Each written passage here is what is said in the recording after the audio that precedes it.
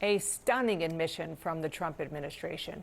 It admits in a court filing that a Maryland man was sent to the notorious El Salvadorian mega prison, all because of administrative error.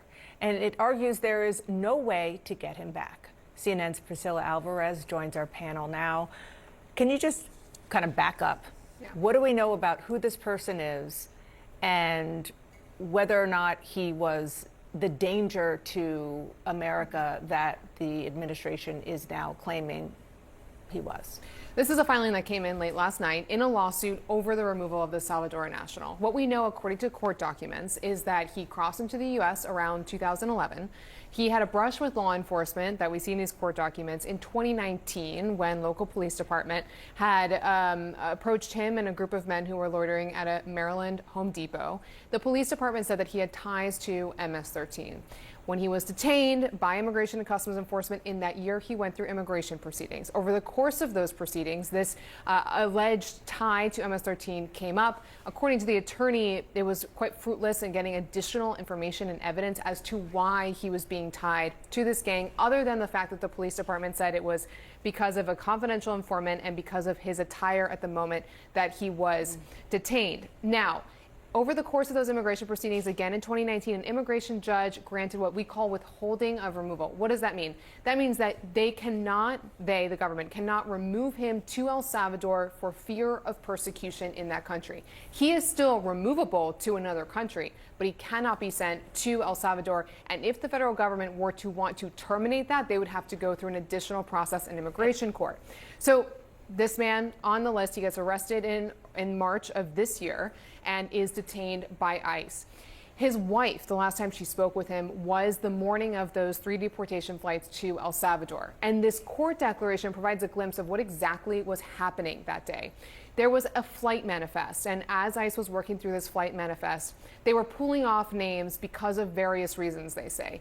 His name, therefore, was moving its way up on the list until ultimately he was put on this deportation flight to El Salvador. So is that the quote-unquote clerical error that they claim? Correct. That it just moved up a list without anybody realizing? And that is what the senior ICE official calls an administrative error, going on to say that Abrego Garcia, that's his last name, was removed from the U.S. to El Salvador.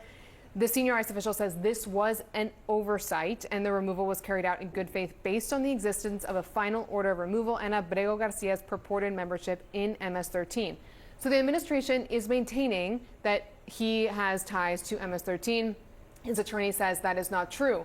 But the problem here for the attorneys, for the court, for the administration in these court documents is they can't get him back because he is now in Salvadoran custody. This is true as well with the other migrants that were sent on these deportation flights. So really the ball now is in El Salvador's court, and it's unclear what resolution there will be here, but this is an ongoing legal proceeding with another hearing on the horizon. And Jeff, you cover the White House for us. I just want to say that Caroline Leavitt, the White House press secretary, is speaking right now, and she doubled down on the notion that this man was part of a gang, MS-13, even though, as you said, we can't find any evidence that he was convicted of such a thing. What I just, as a layman looking at this, want to know is, why can't they get him back? Yeah, I think that's a great question. I wish I knew the answer. I think what I would say, sort of on a step back level, is I remember when Elon Musk and the president were in the Oval Office together the first time, Elon said, we're going to make mistakes, and then we'll fix them. But some of these mistakes, if they are mistakes, are not easily fixed. And that's an example in this case. I was in the Oval Office yesterday with the president, and I asked him if he had seen the video of that Tufts student who was removed from the street, and if he was comfortable with that, because that's one example of what his administration is doing on immigration. And he get in very Trumpian ways, like, oh, I saw it, but I didn't look closely, I'm not super familiar. There's this desire to kind of gloss over the things that really have a real impact on human beings. Yeah, so that's one example, and we're obviously focusing on this because there was a court filing. there are other examples. Well, What? and just Go to ahead, be clear, please. we're focusing on this because Immigration and Customs Enforcement has admitted to the That's error. what I mean. Because I have done reporting on multiple families and attorneys who have gone to immigration court expecting that their client was going to be beaming in from immigration detention, only to be told during that hearing by ICE, actually, this person was sent to El Salvador. We didn't notify you until this moment. So this all to say that this court filing has been significant because it demonstrates an error by the agency. Admitted, whereas attorneys and family members over the last several days have been saying, wait a minute, this person shouldn't be there.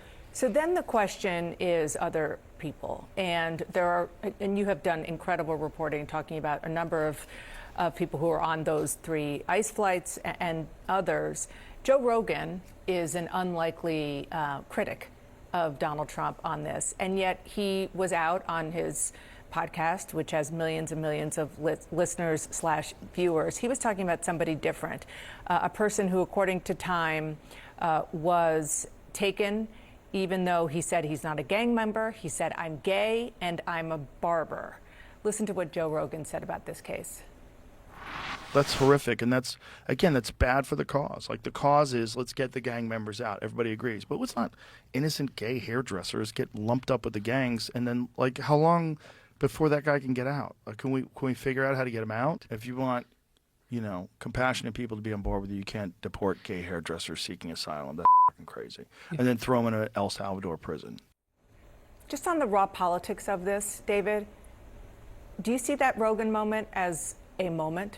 I see that moment as explanatory as to why Joe Rogan has such a broad following that he has, and is not. I know he was supportive of Trump and is seen as in this manosphere universe that was instrumental to Trump. But why he has this large following is because he doesn't always just sort of like play to a partisan robotic type. He speaks sometimes, a little bit more pragmatically in his approach. And so what I don't know if it's a moment of like break, or I would not assess it that way, Dana, but I would say that is going to make ears inside the White House perk up. That is a trusted voice, and it is someone who is coming at this from a different angle outside sort of the blinders that they have on this. And just real quick, we were wondering about Democrats speaking up, and if I'm a Democrat, I say, if Joe Rogan's doing it, it's much more powerful of a megaphone for people who are trying to reach. Absolutely. And I mean, and in a way, this administration is always talking about common sense. It does seem like common sense. If you want to do this and say you're going after gang members,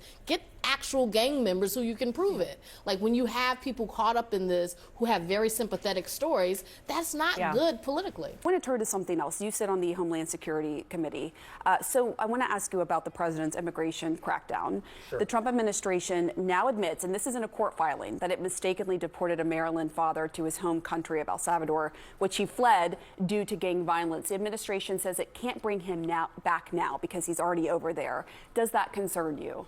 It does, and this is where I think it's so important that we focus on convicted criminal illegal aliens. Last year, I wrote ICE, and I got a response. I asked, how many convicted criminal illegal aliens are in our country? The number is 662,000. That's astronomical. So in my eyes, let's go after that pool of people. Once again, these are people that are convicted in a court of law that should not be put in the same category as maybe some of these other folks. I really would like us to hamper on that. If we do that, I think that keeps Americans safe. Exactly the agenda items the president ran on, and it also highlights the fact that we're focused on deporting these convicted criminals.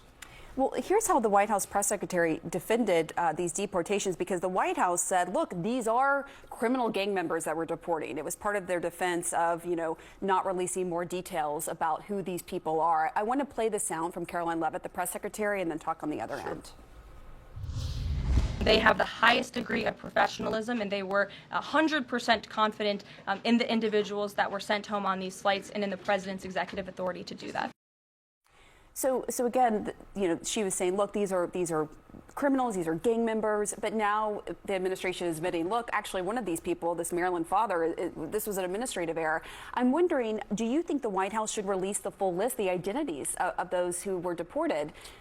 because as you know, they didn't get the due process here in the U.S. They were sent to El Salvador. Look, I'm waiting to get more details on this one specific case, but the fact are there's been thousands of other cases, in my eyes, where there have been convicted criminal illegal aliens that are no longer on our streets. That's a positive thing. Now, look, one case, is that enough to have more transparency? Yes, it is. You want to get it right 100% of the time. I also want these 662,000 convicted criminal illegal aliens out of our country, and I don't want the Trump administration to slow down. I actually want them to speed up, and I also think the Congress has a role to play. Congress needs to ensure that they're giving them all the resources that the administration needs in order to accomplish that. But I do want transparency. The American people deserve transparency on what exactly is happening, not just some words.